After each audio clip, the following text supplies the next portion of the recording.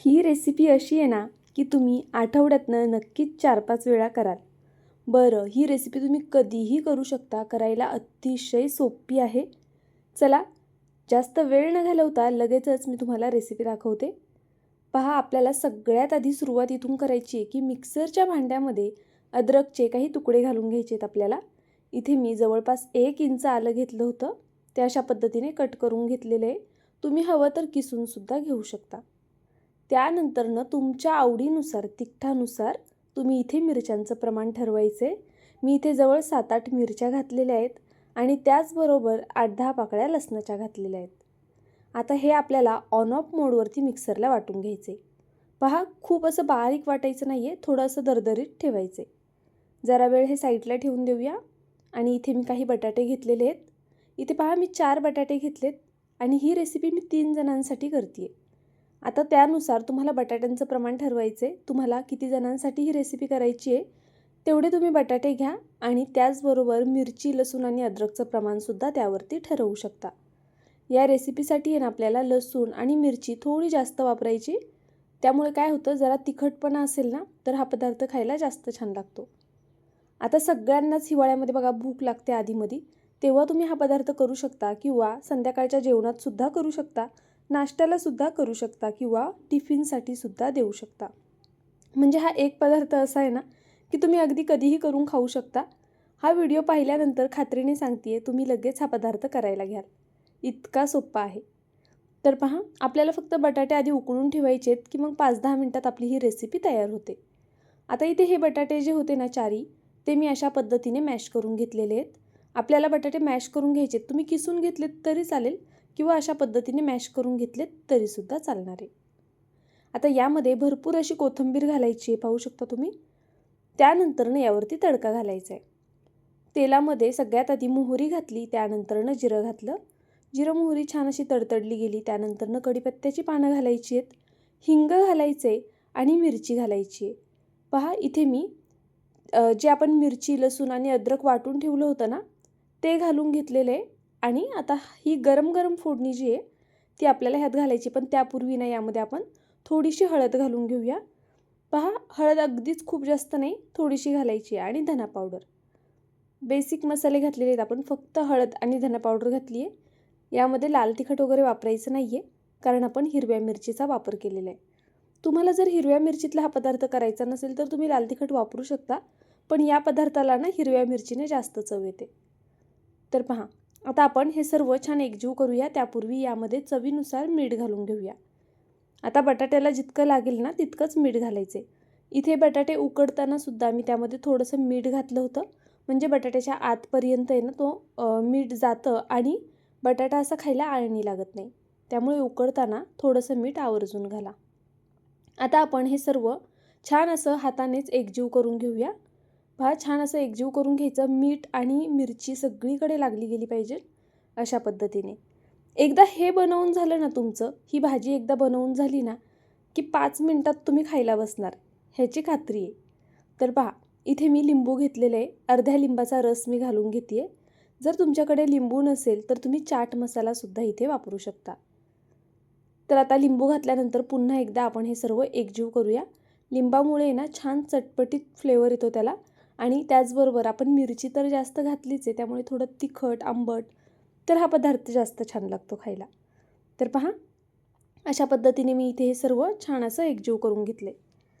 आता आपल्याला काय करायचं आहे, एक मिक्सरचं भांडं घ्यायचं आहे परत एकदा आणि त्यामध्ये आल्याचा तुकडा घ्यायचा आहे. पहा, छोटासा, खूप नाही, छोटासा. जे आपण आधी मिक्सरचं भांडं वापरलं आहे ना त्यामध्येच मी इथे आल्याचा तुकडा घेतलेला आहे. ते जे बनवलेले बॅटर आहे ते जरा वेळ साईडला ठेवून देऊया आणि ही पुढची कृती करून घेऊया. आता इथे आलं तुम्ही किसून घेतलं तरी चालेल किंवा मग अशा पद्धतीने कट करून घातलं तरी चालेल. त्यानंतरनं थोडासा परत लसूण घ्यायचा आहे. एक 5-6 पाकळ्या लसणाच्या आणि एक हिरवी मिरची घेतलेली आहे मी, अशा पद्धतीने मोडून घेते आहे. तुम्हाला किती प्रमाणात तिखट आवडतं ना त्यानुसार तुम्ही इथे मिरची घेऊ शकता. सोबतच मी इथे कोथिंबीर घेतली आहे आणि भरपूर असा पुदिना घेतला आहे. जितका तुम्ही पुदिना घ्याल ना त्याच्या अर्धी कोथिंबीर घ्यायची, म्हणजे जितकी कोथिंबीर आहे त्याच्या डबल पुदिना घ्यायचा आहे.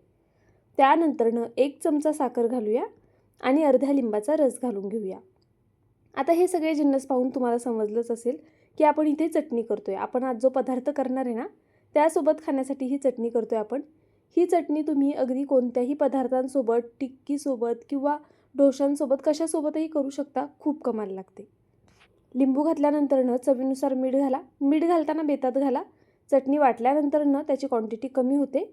पाहू शकता तुम्ही इथे थोडंसं पाणी घालून मी ही चटणी वाटून घेतलेली आहे. तुम्हाला खूप पातळ करायची असेल तर तुम्ही पातळही करू शकता. मी थोडी थिक ठेवलेली आहे. आता इथे ब्रेडची स्लाइस घ्यायची आहे आपल्याला आणि त्यावरती हा मसाला अशा पद्धतीने लावून घ्यायचा आहे. पहा अगदी एकसारखा सगळीकडे लागला गेला पाहिजे. आता तुम्हाला हवं तर तुम्ही या ब्रेडच्या स्लाइसला आहे ना ती चटणी लावू शकता आधी खाली आणि त्यावरती भाजी लावली तरी चालेल. आणि दुसऱ्या ब्रेडच्या स्लाइसला आहे ना टोमॅटो केचप किंवा इतर कोणते तुम्हाला जर केचप आवडत असतील ते लावलेत तरी चालेल. पण इथे मी डायरेक्ट ब्रेडला अशा पद्धतीने भाजी लावून घेते आहे. पहा अशी मस्त भाजी भरली गेली पाहिजे ना आपली. आता यावरती हा ब्रेड ठेवूया आणि हलक्या हाताने प्रेस करूया. खूप जास्त नाही, फक्त असं हलक्या हाताने आपल्याला हे प्रेस करून घ्यायचे. तर पहा इथे जरा भाजी कमी वाटते ना तर मी या साईडला परत भाजी भरून घेते. या ब्रेडमध्ये ना भाजी थोडी जास्त भरायची म्हणजे मग ती खायला छान लागेल. ब्रेडला कसं मुळात स्वतःची चव नसते त्यामुळे ही भाजी करताना थोडी तिखट करायची. तर आता अशाच पद्धतीने मी दुसरासुद्धा ब्रेड भरून घेणार आहे. मुलांच्या टिफिनसाठी सुद्धा तुम्ही हा पदार्थ करू शकता. एकदा बटाटे उकडून घेतले की मग पुढची प्रोसेस अगदी झटपट होते. त्यामुळे तुम्ही टिफिनला करू शकता किंवा नाश्त्यासाठी करू शकता. संध्याकाळच्या जेवणात मसाले भात, फोडणीचा भात वगैरे करून हा पदार्थ केलात तरीसुद्धा जेवण छान होतं. आता थंडीच्या दिवसात काहीतरी चांगलं खाऊसं वाटतं आणि थंडीत भूकसुद्धा लागते. त्यावेळी तुम्ही असे पदार्थ आधीमध्ये खायलासुद्धा करू शकता. जसं की चहाच्या वेळी 4-5 वाजता त्या टायमालासुद्धा तुम्ही हा पदार्थ नक्कीच करू शकता. तर पहा इथे आपले सँडविच झालेले आहेत. बरं हे फक्त थंडीतच खायचे असं आहे का? नाही. पावसाळा असू द्या, उन्हाळा असू द्या, अगदी कोणत्याही ऋतूमध्ये तुम्ही इथे खाऊ शकता. पॅनमध्ये थोडंसं तेल घालून घ्यायचं आहे आपल्याला. इथे गॅस ऑन करून घेते मी. पॅनमध्ये बघा थोडं तेल घालून घेतलं आहे. गॅस मोठा केलेला आहे आता. तेल थोडं गरम होऊन द्यायचं. त्यानंतरनं गॅस मीडियम करायचा आणि मग यामध्ये बसतील तितके हे सँडविचेस ठेवून घ्यायचे. जर तुमच्याकडे असं सँडविच करायचं जर मशीन असेल ना सँडविच मेकर तर तुम्ही त्यामध्ये सुद्धा नक्कीच हे सँडविच करू शकता. म्हणजे त्यात छान ग्रिल होतील आणि त्याला ज्या ग्रिलवाल्या लाईन्स पडतात ना त्याने ते दिसायला अजून जास्त छान दिसतील. तर आता इथे मी तेलावरती हे भाजून घेते पण तुम्ही तूप किंवा बटरचा सुद्धा वापर इथे करू शकता. तर पहा मीडियम फ्लेमवर आपल्याला हे छान असे खरपूस भाजून घ्यायचे आहेत. अशा पद्धतीने मी दोन्ही साईडनी हे छान असे भाजून घेणार आहे. तेल, बटर किंवा तूप टाकून भाजल्यामुळे ना हे छान खरपूस होतात आणि खायला जास्त छान लागतात. अगदी रुचकर. तर पहा अशा पद्धतीने मी इथे हे दोन्ही साईडनी व्यवस्थित असे भाजून घेतलेले आहेत. पाहू शकता तुम्ही आणि अगदी कुरकुरीत झालेले आहेत. तर चला आता मी हे एका प्लेटमध्ये काढून घेते आणि तुम्हाला कट करून सुद्धा दाखवते की आपले सँडविचेस कसे झालेले आहेत. त्यासोबत आपण जी चटणी केली आहे ना ती खरंच खूप कमाल लागते. तुम्ही जेव्हा कधी हे सँडविचेस कराल ना चटणी आवर्जून करा. तर पहा इथे मी तुम्हाला आता कट करून दाखवणार आहे. मस्त कुरकुरीत झालेले आहेत हे. अगदी कुरकुरीत झालेले आहेत आणि खायलासुद्धा खूप जास्त छान लागतात ते. पाहू शकता तुम्ही आतमध्ये सुद्धा भाजी किती छान दिसते याची. अगदी मस्त. पहा नक्कीच या पद्धतीने एकदा करून पहा आणि केल्यानंतर मला कमेंट करून कळवायला विसरू नका. इथे मी आता चटणीसुद्धा घेते आणि अशा पद्धतीने ना कट करूनच द्यायचे मुलांना म्हणजे त्यांना खायला सोपे जातात.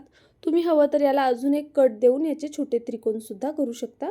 जर टिफिनमध्ये देत असाल ना तर मग तशा पद्धतीने कट करून दिलं तरी चालेल. आणि मुलांसाठी करत असाल तर चटणी कमी तिखट करा.